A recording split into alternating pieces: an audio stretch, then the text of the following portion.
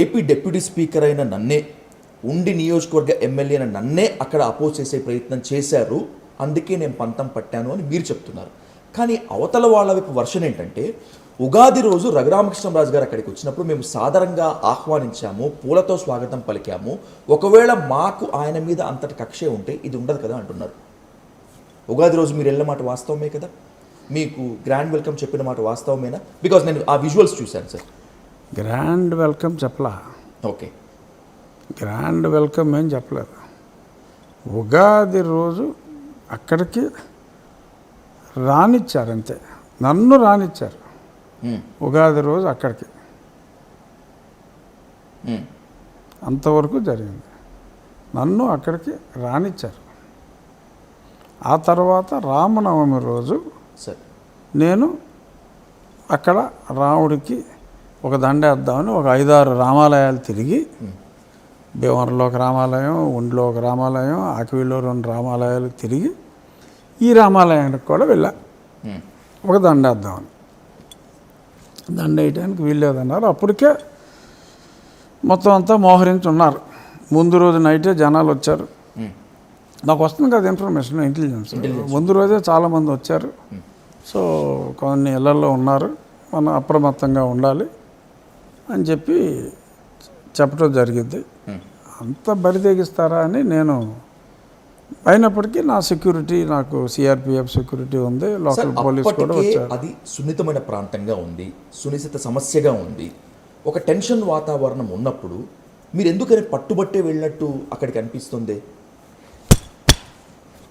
ఉంది కాబట్టి, దమ్ముంది కాబట్టి, ధైర్యం, ఏదైనా కూడా కావచ్చు, ఏదైనా కావచ్చు. చాలామంది నువ్వు అనుకున్నట్టు మనకెందుకు వచ్చిందిరా బాబు అని పారిపోతారు, వెళ్ళిపోతారు. ఎవరు నేను వెళ్ళకపోతే ఏమవుతుందంటే నెక్స్ట్ డే హెడ్లైన్లో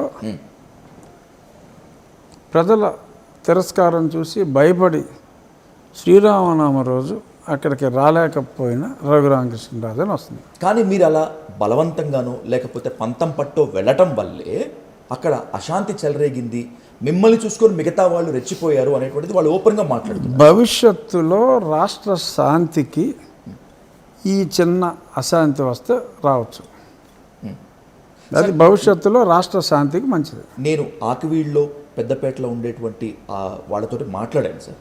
మాట్లాడినప్పుడు వాళ్ళు మీ మీద అంతగా విద్వేషం చూపించడం లేదు, మిమ్మల్ని అండ చూసుకొని మిగతా వాళ్ళంతా కూడా రెచ్చిపోయారని చెప్పి ఆ గవరా సంథింగ్ వాళ్ళ పేర్లు చెప్తున్నారు. అక్కడ జరిగింది ఏంటంటే, I'm telling you the name directly. PV Sunil Kumar batch or gang, they are behind this.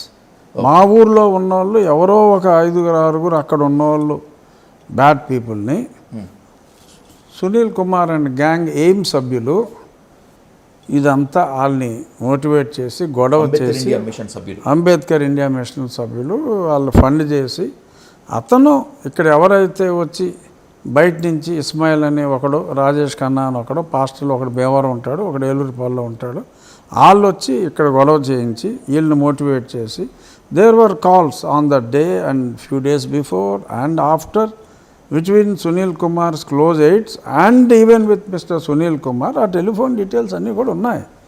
ఇవన్నీ కేసులు బయటకు వస్తాయి తర్వాత. So PV Sunil Kumar is behind this. ఇది దీని వెనక కుట్ర, ఒక బ్యాక్గ్రౌండ్ కుట్ర. అసలు ఎవరు వచ్చారు, వాళ్ళు మారణాయుధాలు బయట నుంచి తీసుకొచ్చి ఎందుకు అక్కడ పెట్టుకున్నారు అనేది ఇన్వెస్టిగేషన్లో తేలుతుంది. The investigation is going on.